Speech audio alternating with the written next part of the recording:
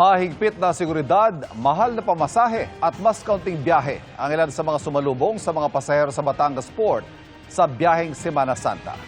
At nakatutok doon live si Pam Alete. Pam!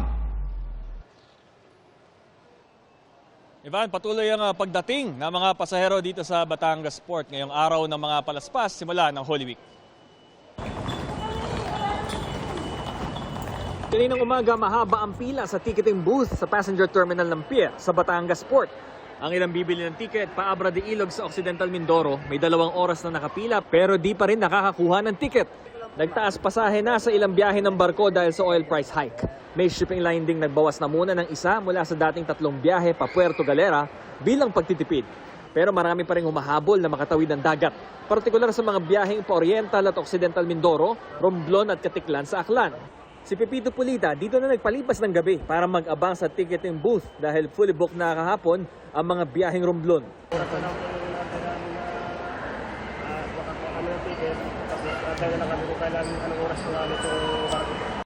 Mahigpit ang seguridad na pinatutupad doon. Nitong Huwebes na kumpiska ng mga otoridad ng isang sachet ng hinihinalang illegal na droga kasama ang isang glass tube kung saan itinago ang pakete. Nakuha ito sa isang pasaherong biyaheng Calapan Oriental Mindoro. Bawal din magdala ng matatalim na bagay at mga flammable material sa mga sasakay sa barko. Inaasahan ng Philippine Coast Guard na gaya noong isang taon, aabot muli sa halos 3 milyon na mga pasahero maglalayag ngayong Semana Santa, lalo na sa Martes at Miyerkules Santo. Sa assessment ng PCG, hindi umano gaanong naapektuhan ng mataas na presyo ng langis ang dami ng biyahero. Sisiguraduhin po natin na wala po tayong paaalisin na anumang barko o anumang motorboat na lagpas po sa kapasidad. Kasama rin po dyan ang pagpapaigting po natin ng security measures. Kaya nag-deploy rin po tayo ng ating mga Coast Guard K9 working dogs sa mga major ports. Kasama po yung pag-deploy ng ating mga sea marshals.